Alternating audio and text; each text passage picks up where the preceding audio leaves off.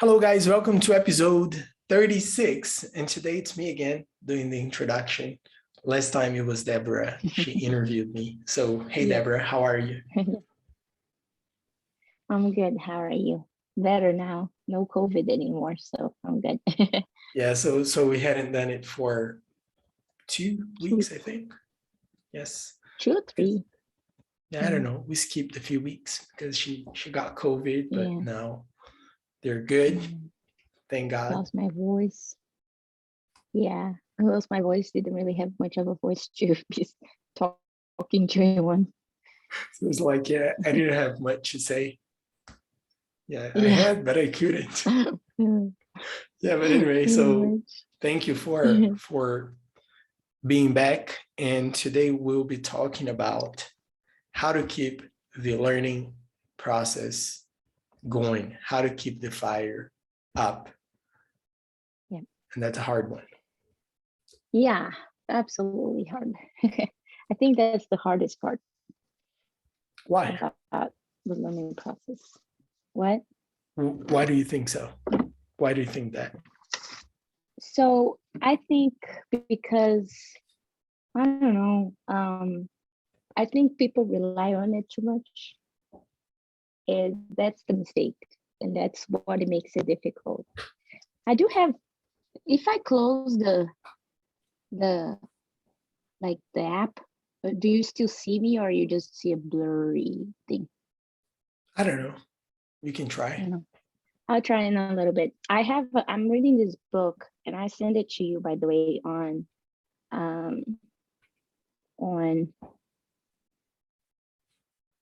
what is the name of that app? Telegram. Yeah. Which one? Deep It's Works called The or... Mountain Is You. I'll open it up and I'll share the screen. Yeah. So you can talk about it. And it's very interesting because the first few chapters, like I've been reading this book and thinking like there's so many quotes here that is just like funny how many quotes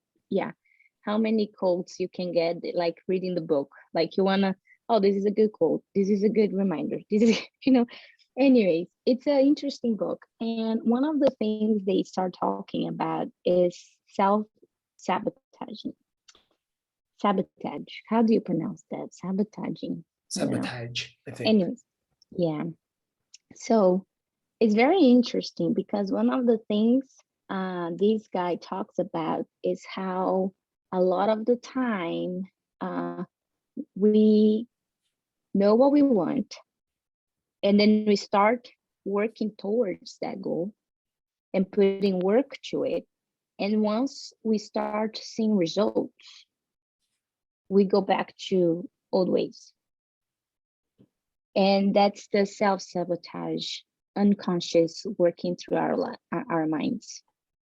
And the reason we do that is because when we only work on progress and what he says is like when we only work on the getting to that goal, but don't work on the things that has stopped us from getting those goals, we are touching just the surface. So the first time that something happens, we stop. And okay. And Can then you don't keep expand going. that on a little bit?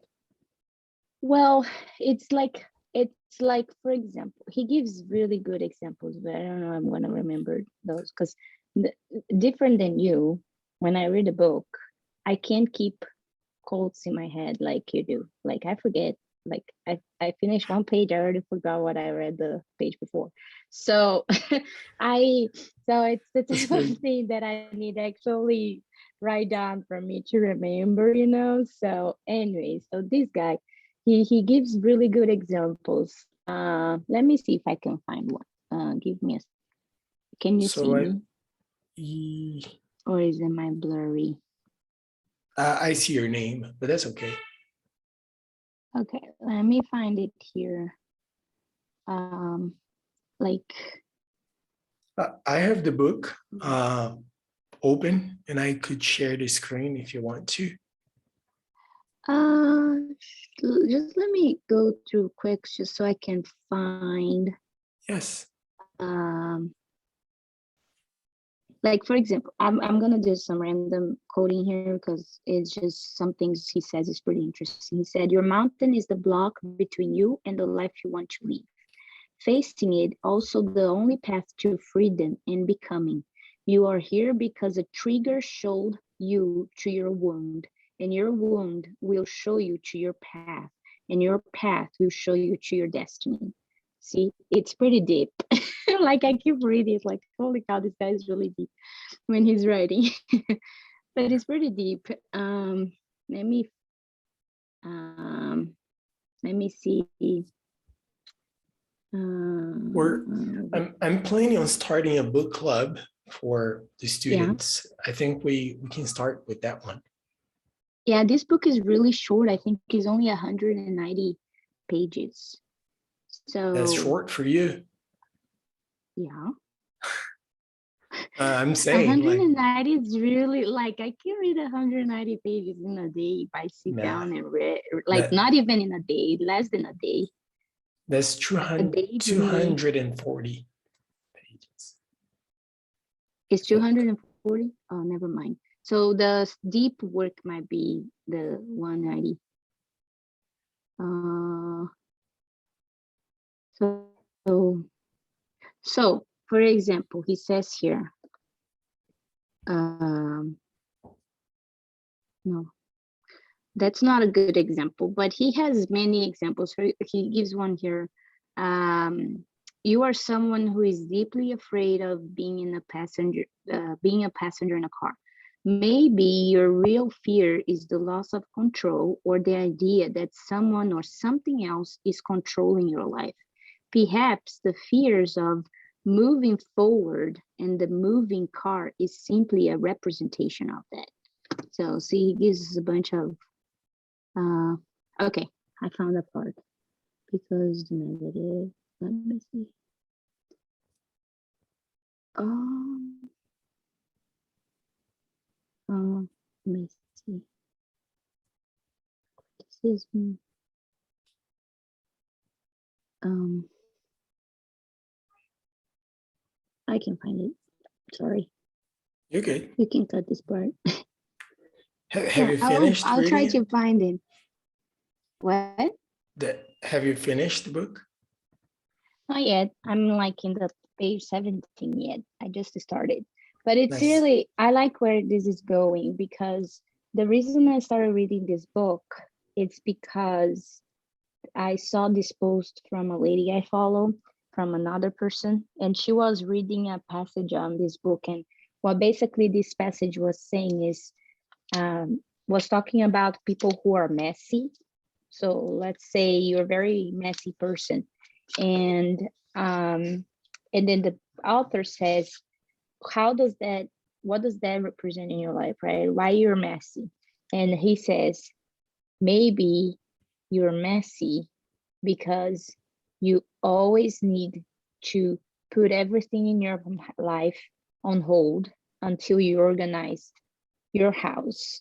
And that is stops you, is your excuse not to reach your goals. So if you organize your house, it means that you're going to have to start trying to reach the goals that you put yourself. So for example, if you wanna learn English, but you come home every day to a messy house that you can't keep organized, and your excuse is, I can't study English because I need to clean the kitchen, or I need to organize my closet, or I need to do the laundry. So those are excuses, and you don't even realize they're excuses, because if you keep, if you ask for help, if you have a partner and ask for help, saying, hey, on these days of the week, I really want to focus on studying English. Can you make sure that you're gonna care for this or that? The, like, whatever it is that stop you from being from working on your goals, right? And he says, yeah, sure. And then you do that. Or some days you're just gonna leave the mess there and actually go for the goal that is, oops, sorry, that is actually studying English that You day, know right? what is funny? Your phone Yeah. dropped, and I was like, trying to. Okay, there we go. That was funny. Anyways, so I thought it was very interesting when I saw that post. I was like, okay, I want to read this book to see what's up with it. And then I found it on that website that you gave it to me. And uh, and then I was like, okay, I'm gonna read it. And it's actually pretty interesting the way he's building up to the point of overcoming the mountain, which is yourself, you stopping yourself to reaching your goals. Yeah, the truth is that it's comfortable to have excuses. Yeah. Like if you And have then comes the excuses, fire, right? yeah. Yeah. If you think about how you're gonna have fire to achieve something when you already feel like you're already overwhelmed, like it's just adding to the pile of things that is already pushing you down. So how are you gonna find fire in it? What is gonna motivate you to keep working on that? And especially in language, which progress is fairly slow if you think about, because language is communication, and you wanna communicate, right? But you wanna communicate it well. So I feel like if people focus on the communication aspect that it's wrong, but it's communicated, then it's a much less pressure, because then you're not feeling like, okay, I gotta, I keep working on this and I keep not progressing. Like it's like Korean for me. I keep working on it and I think, am I even progressing at all?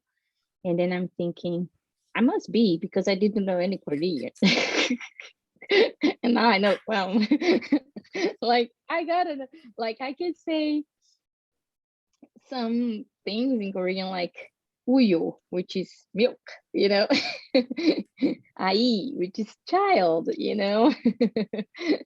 So Yes. hello is so long that I still haven't learned how to say hello. I It's know how so to say weird. many things, Like but not hello. when I learned hello, I was like, I texted my friend, said, "Are you freaking serious? Is this really hello?" And then she said, "Yes." It's like, what the heck? It's such a long word. I can't Is remember it what like it a is, but it's sentence? long. Oh, it's huge. It's like 한슝양진당. Like not, that's not even close to it, but like it's that long, It's That's really crazy. long.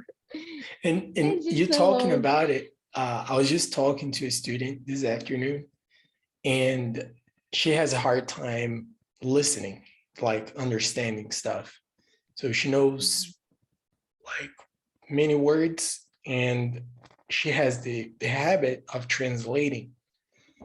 And I was telling her, like, you have to be in the uncomfortable place of not understanding, because that's where you will eventually start to understand. She was like, but Yeah, do you true. really think that if I listen, not understanding, I will eventually understand? I was like, yes. And then I gave the example from James Clear about the ice cube in a room, and it's really cold, and it starts getting warmer 1 degree at a time. Do you remember Mhm. this example? Maybe. And he says like Uh, when it gets to mm, 32 degrees Fahrenheit, the ice cube will start to melt. But it was not the last one, it was not the last degree that made it melt. it was It was like the whole. each degree, you can't notice that it's getting warmer, but it is. You can't notice because you are in the place. So you don't realize that it's changing. But when you see results, you go like, oh, it's changing. But there Mm. was a whole process behind it till the ice That's cube true. became water. Just one comment, 32 degrees Fahrenheit, people. We are not done. Okay, and we know the water. will be already melted by 32 Celsius. Did I say Celsius? It's not 32 Celsius, it's 32 Fahrenheit. But did I say Celsius? No, you said 32 degrees. You never Okay. said Fahrenheit. I just want to make sure that people who are listening know that you're talking about Fahrenheit here and not like 0 degrees Celsius, basically. Yes, that is true. Yeah, Anyways, that's true. So yeah, thank you for that. yeah. So But I think it that's relates it with, is interesting. Yeah. And the other thing, if you think about is kids, they learn speaking by listening and listening and listening and listening and listening. They don't learn a language by reading it or writing it. They learn by listening it. no, So they learn at grammar first, first. yeah, sure. So like it's impressive because you will see a kid who doesn't speak at all, but they learn the word no until they hear the word no and understand what it means, and then they start speaking and saying the word no. And then after that, you want to cut that word from the vocabulary because Jesus Christ, the kid only knows how to say no, you know. so, so yeah. But I mean, that's with kids. That's how it works. And it's funny because even though I know those things, I also find myself in the position where I question myself that same question she has. Like I'm watching Korean um, show to practice listening. I chose the worst show for me to practice, according to my friend, because I choose one that is North Korean and South Korean. And I told her, like, I literally don't know the difference. Like, I cannot tell there is an accent difference It's at all. And the probably first time she saw something. it, and she's like, oh my gosh, this is so difficult. The accent is so strong. It's like, for me, they're talking exactly the same. What was that? Like, I Super have funny thing. no. It's probably like Portuguese from Portugal and Portuguese, Yeah, Brazilian Portuguese. And this yeah. comedian, he went to Portugal and he was saying like, for the first 2 weeks, I was asking people like, can you say it again? Because I didn't get it in Portuguese. And they would repeat it and I would still not get it. So it was very difficult to me because when I go to Argentina, I say, I don't speak Spanish. When I go to the US, I say, I don't speak English. But how could I say in Yeah. Portuguese, I don't speak Portuguese to a Portuguese? Very true. Very So true. I'll send you this video. It's It's really funny. funny. It is so funny. And it's like if you think about um but that point where you uncomfortable, right? Because you don't know if you're really progressing. So right at this point, the only thing I can really do is try to catch something I know. So the other day I catch the person saying thank you, which I already forgot what it is because it's been a while since I used the word this. Come, come on, what is it? I don't remember. I see. I need to go back and check how you say thank you in Korean. But yeah, you need to keep practicing and practicing and practicing, right? And the progress is very slow in a way, right? But I don't have the pressure to learn it. Like I want to learn for professional reasons or for whatever. I literally learning because I think I got I got addicted to the thing. It's just so freaking different and so interesting, like that. And for example, the structure itself is different. I told my friend, I'm going to write one sentence a day and send it to you, and you let me if I did it right. And then I did like subject, verb, complement, right? Normal structure for Portuguese and English. Well, guess what? Korean, the verb is on the end of the sentence. And because they have the verb in the end of the sentence, I was reading about the structure, and because the verb is the end of the sentence, they have a saying in Korean that says you gotta listen the whole thing to know what you need. So literally, it's because it's literal. Like you can't just, you gotta always be paying attention to the end of the sentence to know what you need or what to do, or That's a good that's the strategy same in Korean, to practice active listening. right? So basically Korean, the verb is in the end of the sentence. It's like, how the heck does that even happen?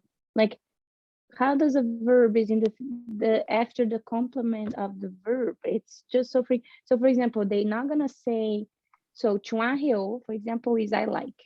So they're not gonna say I 차 좋아해요, chocolate, for example. They're gonna say 차 chocolate 좋아해요. Like what? It's so freaking weird. So yeah, so I think it's hard to keep the fire, like we're trying to get to that point here. Apparently, I don't know if we even touched that subject already, but we are trying, keeping the fire in the learning process is hard because the results are very slow depending on how you look at your progress, right?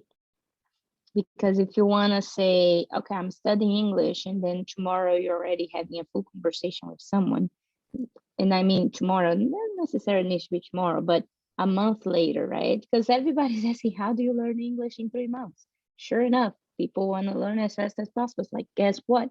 You will learn, not as much as you might want it, but you put that pressure on you and you look for progress way beyond that you have, and that is frustrating. So that definitely kills your fire, right? It's Spanish for me. I have a super hard time learning Spanish because it's too easy and too difficult at the same time. So I never have the patience to learn. It's like it does not motivate me, does not interest me. I need class, I need teacher, and I need homework, things that I have a structure that I need to follow. Learn for myself, very hard. Try again on Duolingo and can't, because it's too easy and too easy for me. But then when I go to speak with somebody, it's too hard because I don't remember what's the difference between Portuguese and English and Spanish. So I never know if I'm using a word in Portuguese or if I'm using a word in Spanish. So those things are hard. So sometimes I believe that to keep the fire going when you're in the learning process, you need to find things that interests you. So for Korean, example, when I don't feel like learning Korean, I go watch my show because the show is freaking funny.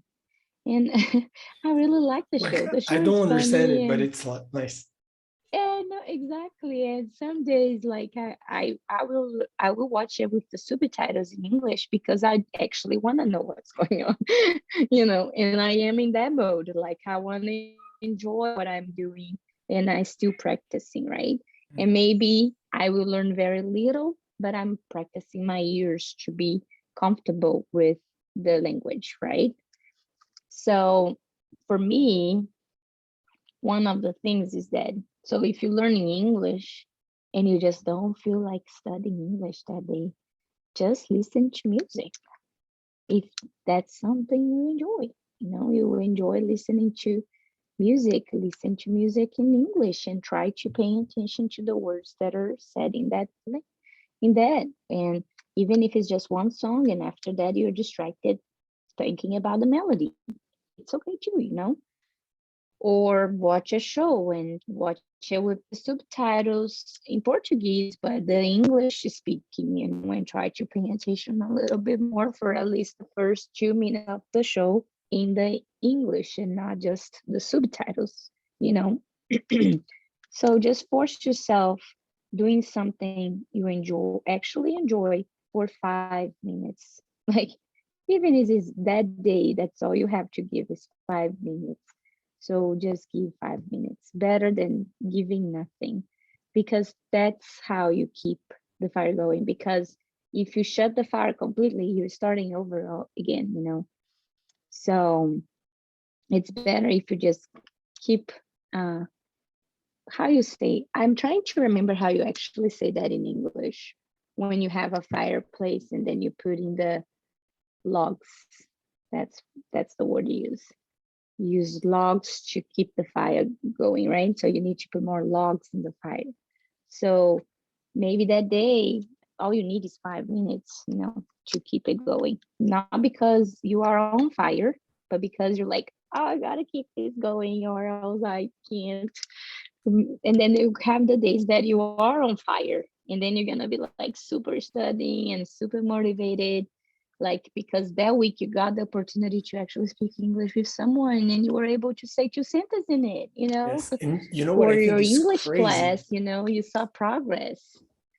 What I think is crazy about it is that what allows you to have good days when you are on fire is your ability to deal with the bad days.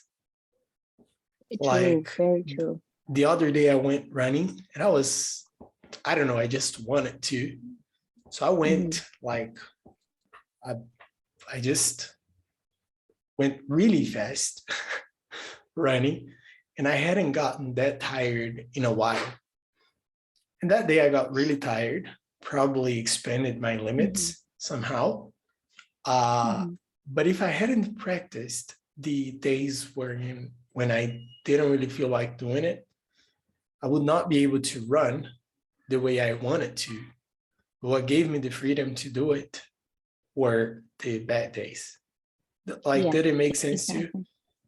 Yeah, it totally does, because I live that every day. I live that with Korean. I live that with exercising every day. Like every day I'm having a bad day, I'm like, I'm just gonna go. It's only 20 minutes. I will do it poorly if I have to, but I'm gonna get it done. And there are days like after COVID, I was like, I can't wait to go back to exercise. And then the first 2 days I was killing myself because I was like, I want to go back to it, right? So, and I was just going back to it. So, so on that, there was one day that so Victor goes to speech therapy and I have an hour to do nothing inside the car while I wait for him, right? So instead of just sitting there and looking at my phone, I always go for a run around the block. So I know the speech therapy is for an hour. So I give myself like 30 minutes for a run, right? Because it's usually how long I take to run a 5 kilometers now. And that day, most days, I don't want to. Most days, I'm like, I'm still gonna put my running shoes. I'm still gonna put my running clothes. I'm still gonna take my phone, my belt to put my phone on, and my headphones. I'm gonna take everything I gotta take because I'm gonna get there. And if I don't want it, I'm gonna run around the block and back to the car. If that's all I have to give. And one of those days, I was like, I really don't want to do it, but today I'm gonna choose to do what I don't want to do. And I did it, and it was the fastest run I've done it to this day. Like I do a 5 mile usually around, 5 kilometers, usually around 30 minutes, 32 minutes. And that day I did 28.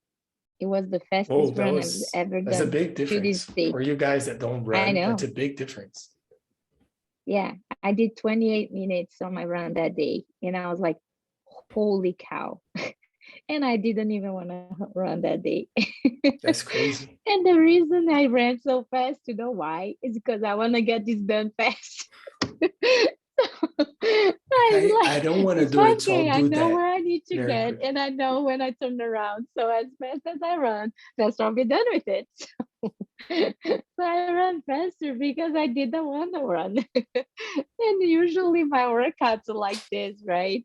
Sometimes I'm like, okay, I need to do 10 burpees.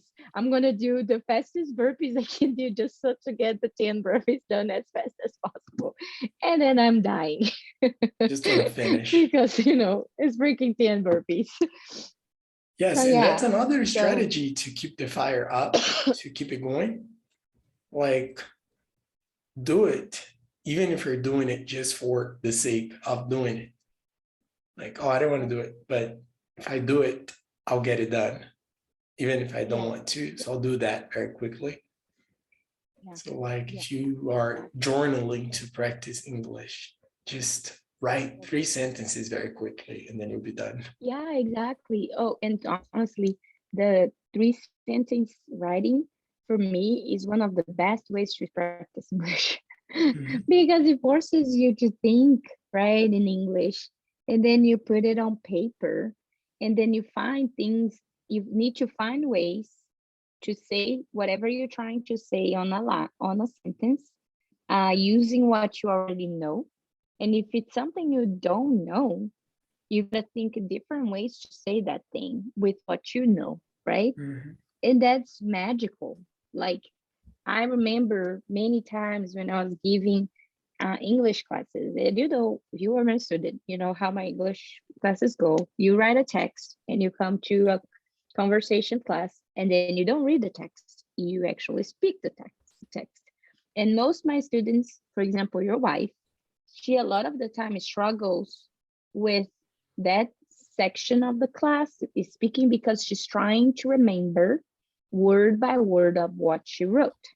Mhm. Even though 5 minutes before she was talking in English the whole time with me and having no issues communication. As soon as we start that exercise, she's trying to remember what she wrote word by word. And that's not the exercise. The exercise is communication. You will Yeah. communicate the idea, but not word by word. So even if you say, you you take the bus to work every day at 8 a.m. and you don't remember how you phrase that, and you say, I go to work by bus. You're saying exactly the same thing in the different ways to communicate that. And that's the whole goal of the class, right? Is to Mhm. communicate, not to repeat word by word of what you wrote on a paper and memorize it. And a lot of my students have a hard time with that because they're trying to remember word by word of what they wrote. And I remember many times my students, they were trying to say word by word, they couldn't remember. And I keep pushing it, right? I keep asking questions of things that they already wrote. And I know they know the vocabulary related to that because they had to do it. Or And they then Google they trying to translated it. remember, they can't. And then they try to say something and it's completely broken English that I cannot understand. And the reason is because again, they are counting on the memory. And then I say, no, try that again. Try to communicate that again in a different way. And then they do. And once they do, it's like, oh, is that it? It's like, yeah, is that it? That's it. Like, oh my gosh, it's so much easier. It's like, yeah, no, because when you're writing it, you have the time to think, to go to the dictionary, to look for the sentence, to go back in the sentence and rewrite it. So that whole writing is very well structured.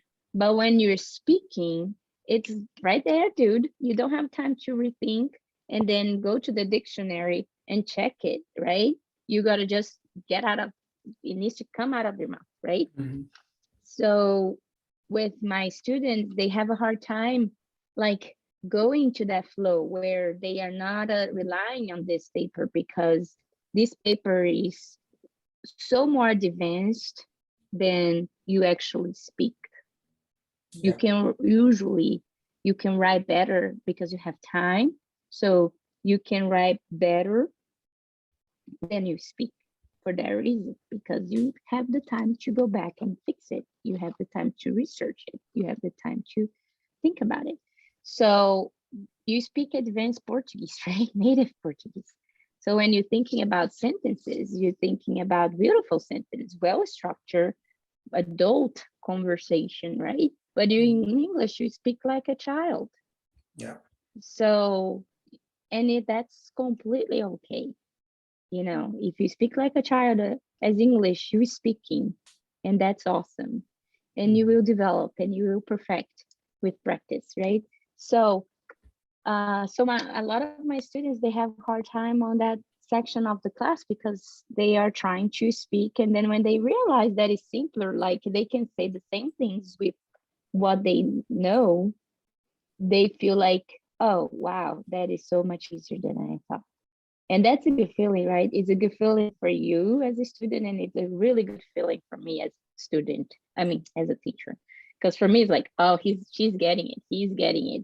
He sees that it's not impossible. He sees progress. He just told me something and he saw the progress that he's already in it. That's true. And it gives so much confidence to the student. And that's all it takes. Like if you keep the fire up, if you keep going, eventually, if you're on the right path, it will start to make sense and you will see things like getting to a place where you feel like you can do it. And it's because you can actually do it. So that was awesome. Just a quick recap. So to keep it going, you have to do something you enjoy that will help you, or just to stay focused and do it just for the sake of doing it because you need to get it done. And when you do that, you can develop to the point where things will start to make sense and you realize you can actually communicate, which is the goal of language. Or if we're talking about an instrument, play an instrument or do an exercise. So that was great. Yeah. Do you have any and final? one last thing is I think that book is interesting, and at least from what I have started, and what the author said is true. Sometimes you're in a path, and what is stopping you to keep going that path is fears that you don't even aware that is affecting the choices you're making. So you kill the fire that you're in that path because you start self-sabotaging yourself to reach those goals. And it is important to sometimes ask yourself why I have tried to learn English so many times and have failed, and that answer might be the key to unlock this Pandora box that will tell you, oh, that's why. So now I will practice different things in my life and ask for help. Like I gave the example of, the laundry and all that, if you have a partner, or I don't know, get home later from work just because you're sitting at your office a little bit longer studying English instead of driving home. Whatever it is that needs to be done, you finding those things that it's been holding you back can be very freeing for you to keep going on a path of progress and success. That's awesome. So yeah. After that, I won't say anything else to don't mess it up. That's funny. So that's it for today. Thank you guys so much for listening. Okay. Thank you, Deborah, for the time and for sharing so many special things. And next week, we'll continue talking about development, growth, learning, and life, I guess. Yeah. We should really go to do the podcast. We've talked about the book. But since I'm still reading another book now, you should start reading that book so we can talk about that one first. Awesome. Let's do it. And then we go back to the Atomic Habits. Sounds great. So sounds good. Okay. What's the word? I forgot the word. So in our accountability, I'll read the mountain is you, and we do that one first, and then we do Atomic Habits following that. Yeah, sounds good. Awesome. Thank you so very much. Thank you guys for listening. You're welcome. I hope you have a good one, and I'll see you guys next time.